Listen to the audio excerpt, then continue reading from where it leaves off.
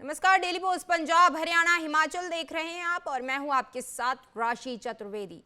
हरियाणा प्रदेश के किसानों के लिए राहत भरी खबर है। हरियाणा सरकार की ओर से सरसों की फसल की खरीद का ऐलान कर दिया गया है और सरकार इसकी शुरुआत 15 मार्च से करेगी। वहीं और खरीद को लेकर इंतजाम भी मुकम्मल कर दिए गए हैं और किसानों को किसी भी तरह की कोई समस्या नहीं आने दी जाएगी, उनका कहना था। हरियाणा के कृषि मंत्री जेपी दलाल का ये कहना है, जिन्होंने सीधे तौर पर किसानों को ये संदेश दिया है।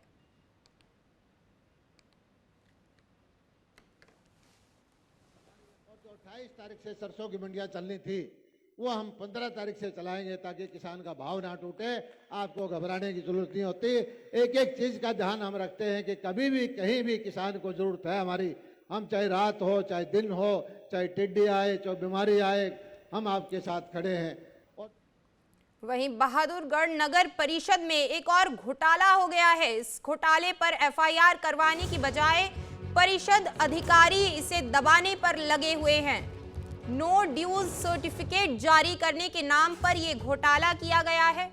9,27,780 रुपए की 3 फर्जी रसीदें काटी गई और उनके आधार पर 3 फर्जी एनडीसी यानी नो ड्यूज सर्टिफिकेट भी जारी कर दिए गए हैं। तो ये बड़ी खबर इस वक्त आपको बता रहे हैं। इन्हीं एनडीसी के आधार पर तहसील में रजिस्ट्री तक हो गई।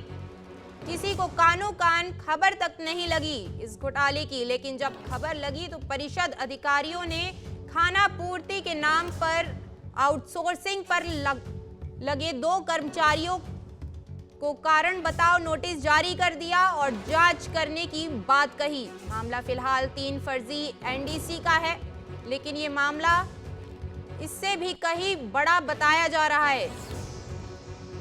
बड़ी खबर इस वक्त आपको बता रहे हैं। बहादुरगढ़ नगर परिषद में एक और घोटाला हुआ है।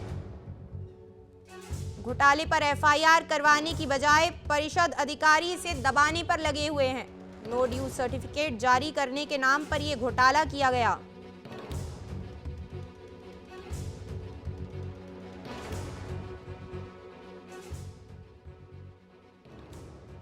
मैं बूढ़ा आदमी हूँ, मैं फौजी आदमी हूँ, एक्सर्समैन हूँ। मेरी फाइल है, मैंने नो ड्यूज सर्टिफिकेट लेना है, पैसे भरने 27,000 रुपये। 15 तारीख से फाइल मेरी घूम रही है, मैं धक्के खा रहा हूँ, कोई सुनाई नहीं हो रही। ना कोई चेयरमैन बैठता, ना कोई पार्षद बैठता। जिसके पास जहाँ को नीचे फाइल गई, को कहता ऊपर गई, ऐसे धक्के खा रहा हूँ। इसलिए परेशानी खत्म होनी चाहिए। बेटे एक भूतपूर्व सैनिक होते हम यहाँ, इतनी तो हमने तंगी फौज में ही नहीं देखी जो यहाँ तंगी हो रही है। सिस्टम पे गिर रहा बेटे, बिल्कुल। इस बारे में कंसर्न जो ऑफिसर है उनसे रिपोर्ट ली गई, कुछ अनियमितता पाएगी, उसके आगे भी जांच जारी है।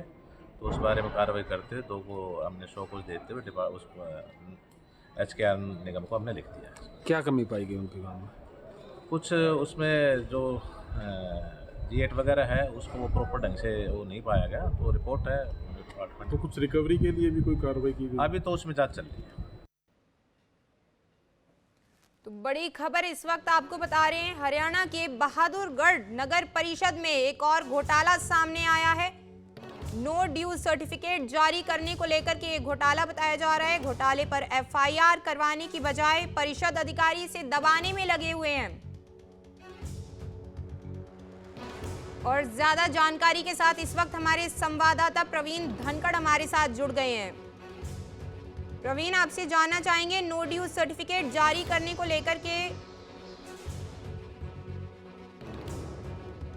और कुछ टेक्निकल ग्लिच के कारण अभी संपर्क नहीं हो पाया है प्रवीण से, तो आपको बता देते हैं कि बहादुरगढ़ से एक घोटाले की खबर सामने आई है। नो ड्यूज सर्टिफिकेट जारी करने को लेकर के घोटाला किया गया है। घोटाले पर एफआईआर करवाने की बजाय परिषद अधिकारी इसको दबाने की कोशिश में जुटे हुए हैं। 9,27,780 रुपए की 3 फर्जी रसीदें काटी गई हैं और इनके आधार पर फर्जी एनडीसी यानी नो ड्यूज सर्टिफिकेट भी जारी किए गए। इन्हीं एनडीसी के आधार पर तहसील में रजिस्ट्री तक हो गई। तो बड़ा घोटाला इस वक्त बहादुरगढ़ से बताया जा रहा है नो ड्यूज सर्टिफिकेट जारी करने को लेकर। बड़ी बात देखिए कि इस घोटाले की कानों कान किसी को खबर तक नहीं लगी, लेकिन बाद में जब इसका पता चला तो परिषद अधिकारियों ने इसको दबाने की कोशिश की। और एक बार फिर रुक करेंगे संवाददाता प्रवीण धनखड़ का। प्रवीण, आपसे जानना चाहेंगे नो ड्यूज सर्टिफिकेट को जारी करने को लेकर के घोटाला किया गया है, पूरा अपडेट बताइए मामले पर। राशि बहादुरगढ़ नगर परिषद में एक घोटाला सामने आया है। दरअसल नो ड्यूज सर्टिफिकेट इशू करने के लिए जो ऑनलाइन व्यवस्था सरकार द्वारा बनाई गई है, उस ऑनलाइन व्यवस्था का उल्लंघन करते हुए फर्जी G8 काटी गई और उसके आधार पर जो पैसे वसूले गए वो लोगों ने, जो भी अधिकारी दोषी या कर्मचारी दोषी हैं, उन्होंने अपनी जेब में डाल ली और ऑनलाइन NDC जारी कर दी, फर्जी NDC। और उस फर्जी NDC के आधार पर ही जो है रजिस्ट्री भी होगी, क्योंकि सरकार ने एक व्यवस्था बना रखी है, जब तक नगर परिषद क्षेत्र में NDC जारी नहीं होगी, नो ड्यूज सर्टिफिकेट नहीं मिलेगा, उसके बिना रजिस्ट्री नहीं होगी। इसलिए इस घोटाले को प्रॉपर्टी डीलरों की मदद से नगर परिषद के कर्मचारियों ने, अधिकारियों ने और जनता के चुने हुए प्रतिनिधियों ने दबाने की कोशिश की। हालांकि कल जब यो संजय रोहिला से बात की तो उन्होंने कहा कि जो भी दो कर्मचारी हैं उनके खिलाफ कांड बताओ नोटिस जारी किया गया है और जो दोषी कर्मचारी इन लोगों ने बताए हैं वो आउटसोर्सिंग के तहत नगर परिषद में काम कर रहे हैं, इसलिए हरियाणा कौशल रोजगार निगम को भी उनके खिलाफ कार्रवाई के लिए लिखा गया है। जी, अब इस मामले में क्या जो दोषी अधिकारी हैं उनके खिलाफ क्या कार्रवाई की जा रही है? राशि अभी तक मामला जितना सामने आया है, ये मामला कहीं इससे ज्यादा बड़ा है। अभी तक सिर्फ 3 ऐसी रसीदें सामने आई हैं जो पूरी तरीके से फर्जी बताई गई हैं और उनपे के जरिए जो पैसा उगाया गया है वो नगर परिषद के खाते में जमा नहीं हुआ है। NDC को लेकर लगातार लोग नगर परिषद में आते हैं, लेकिन जो वाजिब तरीके से NDC अप्लाई करते हैं उनकी फाइलों को गायब कर दिया जाता है और जो गैर वाजिब तरीके से या रिश्वतखोरी के रास्ते से आते हैं फाइलों को, उनकी गलत अवैध कॉलोनी के क्षेत्र को भी वैध क्षेत्र में दिखाकर उनको NDC जारी कर दी जाती है। कुल मिलाकर ये कह सकते हैं कि नगर परिषद में NDC जारी करने के लिए रिश्वत का रेट तो फिक्स है ही और अवैध क्षेत्र को वैध क्षेत्र दिखाकर NDC भी जारी करने का खेल चल रहा है। जी देखिए, एक और हरियाणा सरकार कहती है कि लगातार भ्रष्टाचार पर नकेल कसने की कोशिश सरकार की ओर से की जा रही है, लेकिन वहीं लगातार जो है सरकार में से ही कहीं ना कहीं भ्रष्टाचार के जो मामले हैं लगातार सामने आ रहे हैं। तो ऐसे में कैसे हो पाएगा, कैसे नकेल कस पाएगी हरियाणा सरकार भ्रष्टाचार पर? जी बिल्कुल, ये बड़ा सवाल है राशि की। हरियाणा सरकार लगातार ये दावे करती है कि भ्रष्टाचार पर जीरो टॉलरेंस है और भ्रष्टाचार के खिलाफ कार्रवाई, अधिकारियों को, कर्मचारियों को जेल भी भेजा जा रहा है, विजिलेंस के छापे पड़ रहे हैं। लेकिन बहादुरगढ़ नगर परिषद में इतने घोटाले सामने आ चुके हैं, लेकिन बहादुरगढ़ नगर परिषद के किसी भी घोटाले में कोई भी सख्त कार्रवाई नहीं हुई। विजिलेंस जांच शुरू होती है तो लेकिन उस जांच का एंड सिरा कभी भी सामने नहीं आया। बहादुरगढ़ में स्ट्रीट लाइट का घोटाला हुआ, सफाई घोटाला हुआ और अब तो NDC घोटाला, जो NDC सरकार का कह सकते हैं कि बेहद अहम प्रोजेक्ट है। इसके जरिए नगर परिषद की आमदनी बढ़ाने का और जो तहसील में भ्रष्टाचार है उसको खत्म करने की प्लानिंग सरकार द्वारा की गई थी, लेकिन अब NDC भी भ्रष्टाचार का ही एक अहम कारण बन गई है। NDC के रिश्वत के रेट फिक्स हो गए हैं और अब तो अवैध क्षेत्र को वैध क्षेत्र दिखाने के लिए मोटे पैसे का गोलमाल किया जा रहा है, फर्जी रसीदें काटी जा रही है, नगर परिषद को चुना लगाया जा रहा है। जी बहुत शुक्रिया प्रवीण तमाम जानकारी के लिए। तो ये बड़ा घोटाला बहादुरगढ़ से सामने आ रहा है, जहां घोटाला होने के बाद इसको अधिकारियों ने दबाने की कोशिश की मामले को।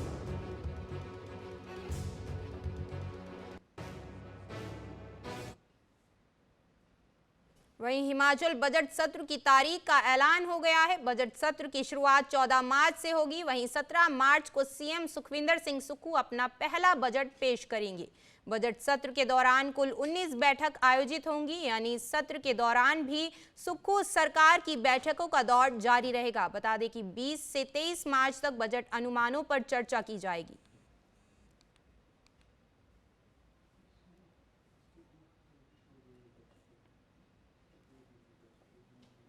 17 मार्च को माननीय मुख्यमंत्री जो है सत्र में वो बजट पेश करेंगे। जैसा आप जानते हैं, प्रेस में हमने पहले भी बोला, जो वर्ष 2023 और 24 के वित्तीय अनुमान हैं उनको सदन में प्रस्तुत करेंगे। और 16 मार्च 2024 को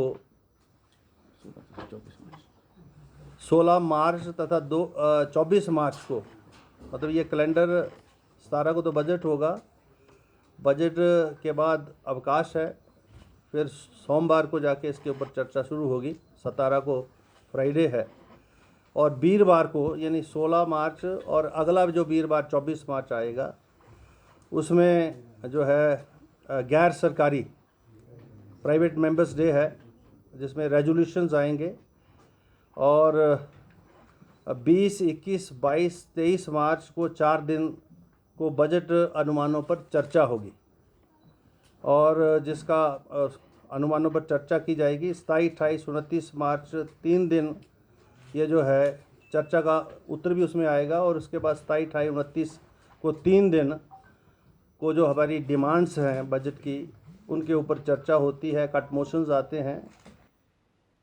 तो वहीं हिमाचल प्रदेश की सुक्खू सरकार ने राज्य में नए खुले 19 डिग्री कॉलेजों को बंद कर दिया है। शुक्रवार शाम को शिक्षा सचिव की ओर से इन कॉलेजों को डिनोटिफाई करने की अधिसूचना जारी की गई। इन कॉलेजों को तुरंत प्रभाव से बंद करने का फैसला लिया गया है। गौरतलब है कि प्रदेश की नई सरकार के बनने से लेकर अब तक 900 से अधिक अलग अलग तरह के संस्थान बंद किए जा चुके हैं। कांग्रेस सरकार की तरफ से लगातार ये तर्क दिए जा रहे हैं कि पूर्व की भाजपा सरकार ने बगैर बजट के ही बड़ी संख्या में संस्थानों को खोल दिया।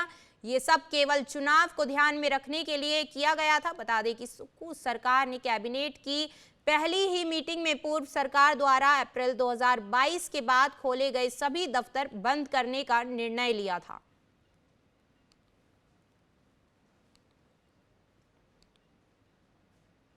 वहीं जम्मू शहर के लोग उस वक्त दहशत में आ गए थे जब यहीं की रहने वाली एक परिवार की बेटी डॉक्टर सुमेधा शर्मा का कत्ल कर दिए जाने की खबर लोगों के कानों तक पहुंची थी।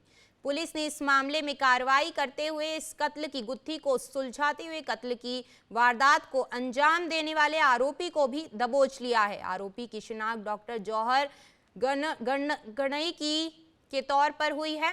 आरोपी और डॉक्टर सुमेधा पिछले 5 सालों से दोस्त थे और होली की छुट्टियों के चलते सुमेधा दिल्ली से जम्मू आई हुई थी और होली के दिन उसी के दोस्त डॉक्टर जौहर ने इस वारदात को अंजाम दिया और इस घटना को छिपाने के लिए भी उसने ड्रामा रचते हुए अपने और सुमेधा के ऊपर हमला होने की बात सोशल मीडिया पर खुद ही शेयर की। लेकिन पुलिस ने हर राज का पर्दाफाश करते हुए अब आरोपी को बेनकाब कर दिया है।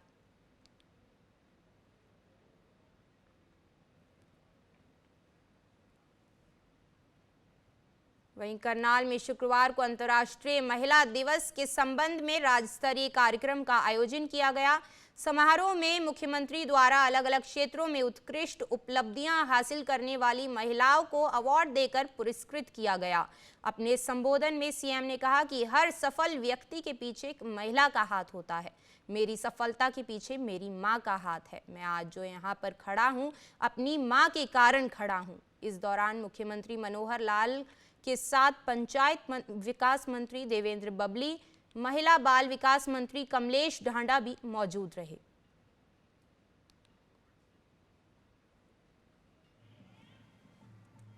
यूएनओ में इस 8 मार्च को अंतर्राष्ट्रीय महिला दिवस का नाम दिया। मां ने मुझे वो पैसे न दिए होते तो शायद मैं आपके सामने इस प्रकार से इस भूमिका में शायद ना खड़ा हो पाता। तो सफलता का कारण मां है। मां अपने बच्चों का जितना ध्यान रखती है शायद पिता या पुरुष कोई भी, स्नेह तो बराबर दोनों का होता है, लेकिन अंतर है मां की भावना, मां का दिल, मां का मन, ये अपने बच्चों को कैसे सहेलती, कैसे आगे बढ़ाती है। तो मैं आज पुत्र होने के नाते, अपनी माताओं का, भाई होने के नाते अपनी अब सब बहनों का मैं अभिनंदन करता हूं। भारत की सभी महिलाओं को कि वो अपने अधिकारों के प्रति जागरूक रहें और वो अपने कर्तव्यों को भी, अपनी जिम्मेदारियों को भी अच्छे से निभाएं। और मैं कहना चाहूँगी कि भारत की सभी महिलाएं सक्षम हों। बस मैं इतना कितना अच्छा लगा आज मुझे बहुत अच्छा लगा। सीएम साहब ने मुझको अप्रिशिएट किया और मुझे आज अपनी मेहनत और मुझे अपने एप्रिशिएशन पर बहुत गर्व है। Thank you.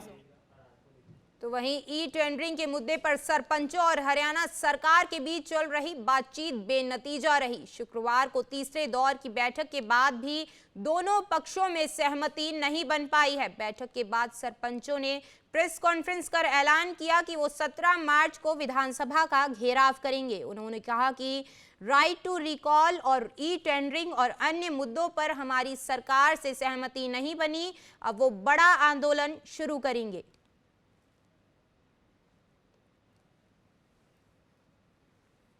हमारी किसी प्रकार की कोई सहमति नहीं बनी है। हमारा जो गांव देहात बचाओ आंदोलन है वो हमारा जारी रहेगा। और आपके माध्यम से मैं मेरे साथियों को, सभी सरपंच साथियों को एक बात कहना चाहता हूं कि अपना जो कल करनाल का सीएम हाउस का घेराव था 11 मार्च का, वो हम यहाँ रहे, हमारी तैयारी नहीं हुई, उसको हम स्थगित करते हैं और अपने आंदोलन को जारी रखते हुए हम 17 तारीख को विधानसभा का घेराव करेंगे। उस दिन विधानसभा सत्र भी है। अपने अपने गांव देहात बचाओ आंदोलन में सभी सरपंच साथियों से निवेदन है कि कोई साथी प्रस्ताव न दो, अपने अपने गांव बचाने के लिए अपनी 17 तारीख की तैयारियों में जुटो और अपने अपने गांव बचाने का काम करें। हरियाणा के पूर्व मुख्यमंत्री और नेता प्रतिपक्ष भूपेंद्र सिंह हुड्डा कांग्रेस के हाथ से हाथ जोड़ो कार्यक्रम के तहत अपने विधानसभा इलाके के गढ़ी सांपला पहुंचे, जहां उन्होंने लोगों से आह्वान करते हुए कांग्रेस का साथ देने की बात कही। तो दूसरी तरफ उन्होंने हरियाणा की भाजपा सरकार पर तंज कसते हुए उसे सरपंच और कर्मचारी विरोधी सरकार करार दिया और साथ ही आने वाले लोकसभा चुनाव के बाद कांग्रेस की सरकार बनने की बात भी कही।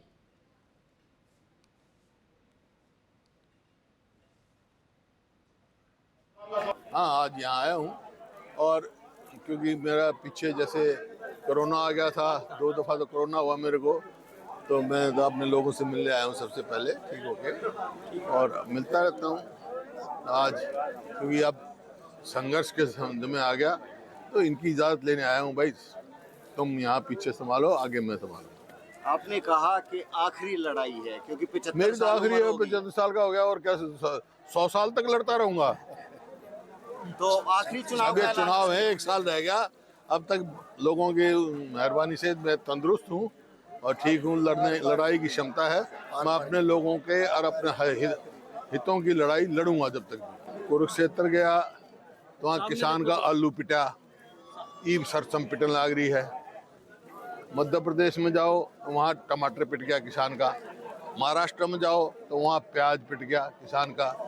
और भाई चंडीगढ़ जाओ तो यहाँ सरपंच पिटे, पंच पिटे हैं। और भाई ये अपना सरकारी जो मांग रहे थे, ओपीएस स्कीम मांग रहे थे, ओल्ड पेंशन स्कीम, वो पिटे। तो अब अगली बारी किसकी है? अगली बारी चुनाव में ये पिटेंगे। बहादुरगढ़ में सड़क का निर्माण कार्य शुरू नहीं होने से परेशान लोगों ने नगर परिषद कार्यालय पहुंचकर अनिश्चितकालीन धरना शुरू कर दिया है। नगर परिषद कार्यालय के गेट पर लोग धरना देने के लिए बैठ गए और प्रशासनिक अधिकारियों के खिलाफ जमकर नारेबाजी की।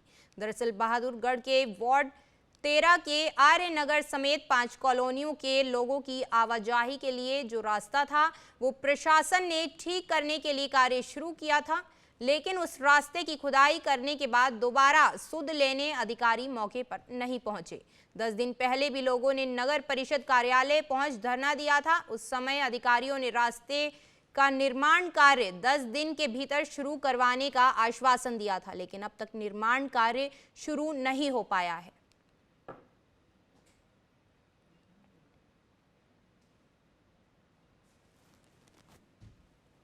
हमारा वार्ड 13 आता है बहादुरगढ़ में, जिसमें एक रास्ता है श्रेणी रास्ता, जिसमें 5 कॉलोनियां जुड़ती हैं, जिसका निर्माण काफी लंबे से रुका हुआ है।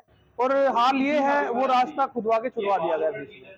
किस तरीके से 5 कॉलोनियों के आदमी उस रास्ते से गुजरे, किस तरीके से बच्चे स्कूल में जाए, किस तरीके से बुजुर्ग दवाई लेने जाए, पेंशन लेने जाए, जो बुरा हाल है हमारे वार्ड का उस रास्ते का, उससे हम परेशान हैं। तो पहले हमने धरना दिया था तो डीएमसी साहब स्वयं धरने पर पहुंचे थे। उन्होंने आश्वासन दिया था 10 दिन का कि 10 दिन के अंदर हम निर्माण कार्य शुरू करवा देंगे, लेकिन 10 दिन पूरे हो चुके हैं, वो कार्य अभी तक अधूरा पड़ा है, कोई भी कार्य अभी वहां पर शुरू नहीं हुआ। तो हमारी मांग यही है कि जल्द से जल्द इस रास्ते का निर्माण शुरू करवा जाए, ताकि हमारे वार्ड के लोग, हमारे परिवार के लोग परेशान ना हो और किसी दुर्घटना का शिकार। सर, हमारी समस्या ये है, हमारे वार्ड नंबर 13 में बहुत भेदभाव हो रहा है सरकार की वजह से।